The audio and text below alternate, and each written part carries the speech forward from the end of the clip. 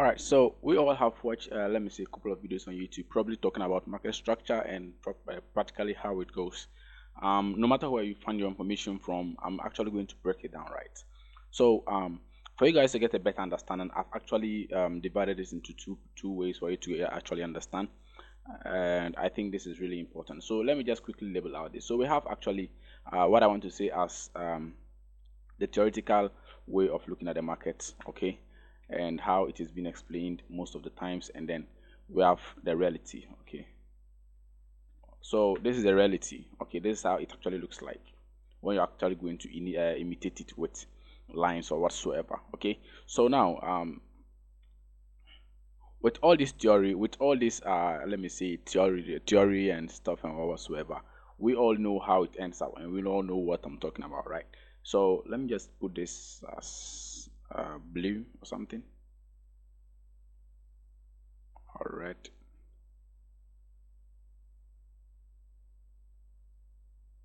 Why is it not changing though? Okay, so this should be the theory and this should be the reality. So let me just quickly change the color reality. So this is what you're supposed to expect to see. Okay, it is not just straightforward as we all see it to be, right? Because market structure is actually, it has a very deep understanding when it comes when we talk about market structure. We have a very strong understanding about market structure. Okay, now let's look at the theoretical part. Market structure moves in waves, right? I've always explained this when I'm talking about this, and you cannot do anything in the forex market without market structure. You cannot just say because you want to trade in support and resistance, hence market structure shouldn't be the thing, right? Market structure plays a role in every technical analysis you can think about, right? Even those who trade fundamentals, when they look at the market and they see it's going to the downside, they actually know what they're looking for, right? But personally, they because they don't trade technicals, and technicals is all about looking on price patterns, checking price and seeing where price might go in the next whatsoever the PA, that is practically price action, and seeing whether the limitations should be there on these areas or not, where they can be potentially take a trade.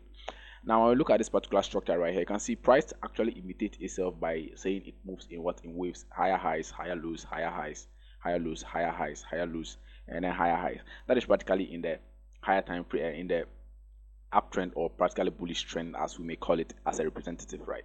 So just as a mathematics, you can practically say Amma and this has done this and this and that. Meanwhile, they're talking about mathematics questions. Okay, so when you look at this particular price structure right here, it actually looks very simple and it looks very structured that you can just go to let me see the chart and practically, oh, this is a high, this is a low, this is a high. And it doesn't seem like that, right? When you go to the in reality, it actually looks very complicated as it seems. Okay, you need to actually have the eyes to actually know this. As this quote goes, right, the market says, I have this, but I have this for you in, okay, but what you have to do is that, let me give you the knowledge first. Let me teach you how to endure the pain. Let me make you strong so that you can be able to know how to actually move with it, so that you can never be tempted by any move at all, right? So that is why that is when this particular one comes. So you can see we have a price structure. This whole structure is just termed as what? As a higher low. Okay, why hasn't it been labeled on there? So all this is just internal structure. All this move inside is just internal structure, right? This is all just internal structure, all this movement. Okay, until it has broken structure, you actually have everything that is inside is actually internal structure. That is the reality of the forex market. Okay, so in this particular place, you just know that this is a higher time frame narrative. Let's just put it that way. On a higher time frame narrative, you are practically going to see a picture perfect thing. Okay, that is mostly that is in most cases. But when you go to the lower time frame, it's going to be a bit different than it seems, right? Practically, I'll not tell you to look at candlesticks. Candlesticks is on its own, right? Though it is very important to look at candlesticks, which I'll come on in my next episode or something, in my next episodes coming. But practically, what you need to understand is that when price is ranging, right, what is practically a swing high and a swing low? A swing high is practically um the highest point being created by what? The swing low. Okay, so and what is a swing low? A swing low is also the lowest point that is being created by what? By the highest point. So now this highest point created this particular lowest point, hence this lowest point created this particular highest point, right, which is practically this one. Now this highest point, this highest string structure created this lowest string structure, which went on creating this one, and then finally creating this particular one. Don't mind what is inside here. This particular one is just internal structure. Okay, all this is just internal structure. So an internal structure does not actually depict where the market is going, right?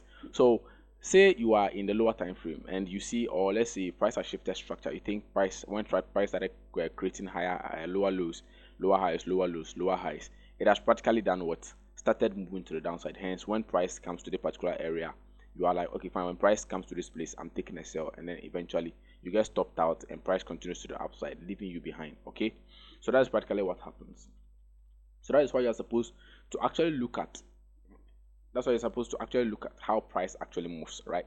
So price moves in higher highs, higher lows, and then in lower lows, lower highs, right? So what I'm explaining here is relatively um, opposite to the other. Okay, it all happens the same way. Okay, similar but opposite to the other. This one is, in this case, is an uptrend, and this one in this case is a downtrend. Okay, hence the reason why we call this let me say a price structure or something, let me say a lower low or whatsoever. Okay, so now when we look at market structure on its own, market structure actually has the very strong momentum that we can talk about. All this is actually weak, and all this is actually, I mean, all these ones are actually weak, right? Why is it weak? Because it has failed to hold, right? It has failed to break structure, and anything that fails to break structure is actually a weak high or probably a weak low. So this low has failed to break, or let's say, just say this particular low here has failed to break this particular high. Okay, hence it has become what? A weak low. And the reason why it has, because it has failed to break it, the low actually right here became stronger and pushed price to the downside, now making this one another weak low, because that one to also fail to create a high that can potentially break this particular high that was above right here. So hence there is no actually strong momentum to push it to the upside. Okay, so we all know how price structure works. Like if you don't have enough funds, let me say, to support your family, you are determined as a weak person, and probably anybody that has money can come and control you. You go and become a liberal for that person and hence work for him. That is where the ups and downs come in. Okay, as just in life and as how it is normally. Okay, so now internal structure is actually everything in between the swing high and then what, the swing low. Okay, so anything between inside of the swing high and the swing low. So as I mentioned, this is the swing high, this one here is the swing high, and this is the swing low. So this is a range. Inside there is just a ranging market. Okay, until it breaks out, we don't have a particular strong momentum that we can depict to say it is going to the downside or to the upside. Okay, before a high is created, you don't know whether there is a high going to be created or there is a low going to be created. You are just standing behind, and you know, behind the narrative that price structure is going to create higher highs, higher lows, higher highs, higher lows, or lower lows, lower highs, lower lows, lower highs. So all this is always going to be intimidating, right? Price can, do whatever it likes. You just have to follow the market. You just have to follow the trend. You just have to know that as price is going in its let me say desired direction, you just have to follow it and know what you are looking for. Okay, so when price was going up, you never knew whether to pull back. Okay, but it is only the narrative. Price doesn't just move strongly to the upside without any turn of direction. Price goes up, comes down, goes up, come down, goes up, come down.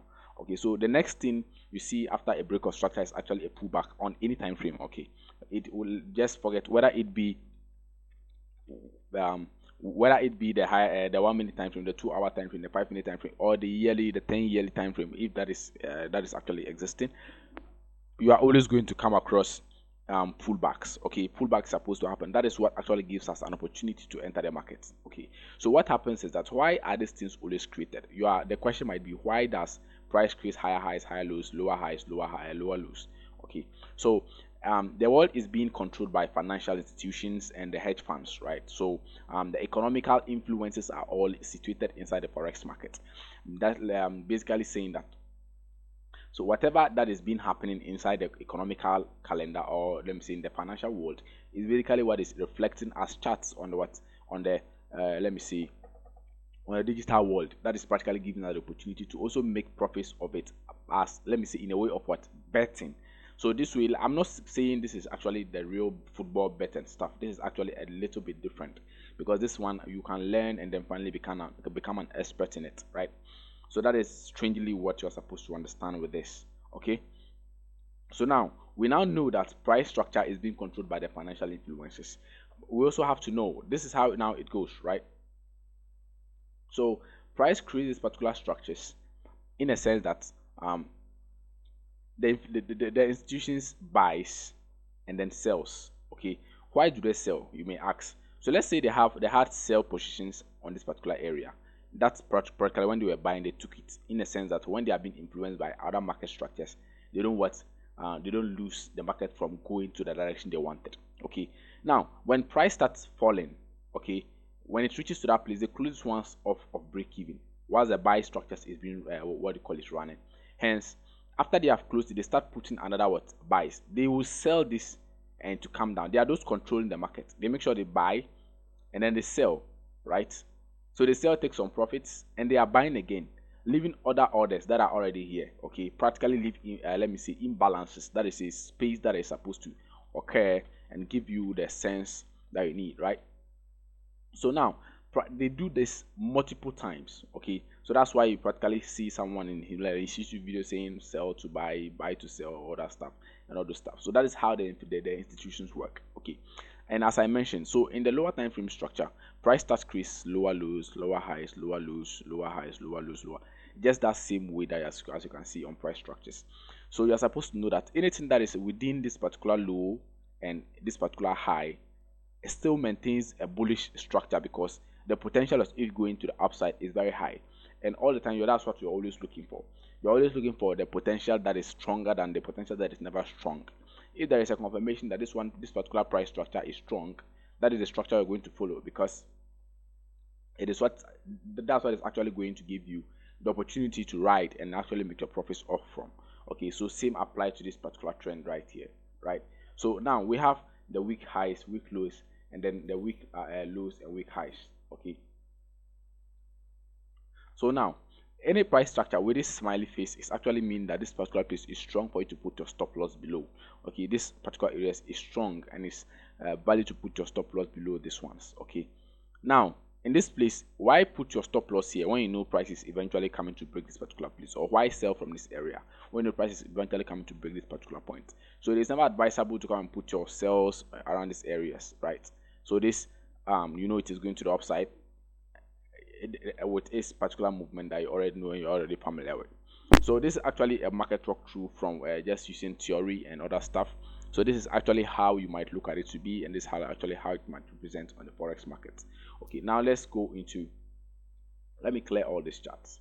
Now let's go into the real market structure. Okay, so now we have a very strong momentum right here, right? So price has started creating a higher highs and higher lows at the moment. Okay, because as you can see, price started from this place, created a high and a low. Why do I consider this a low? It is practically because price hasn't broken structure.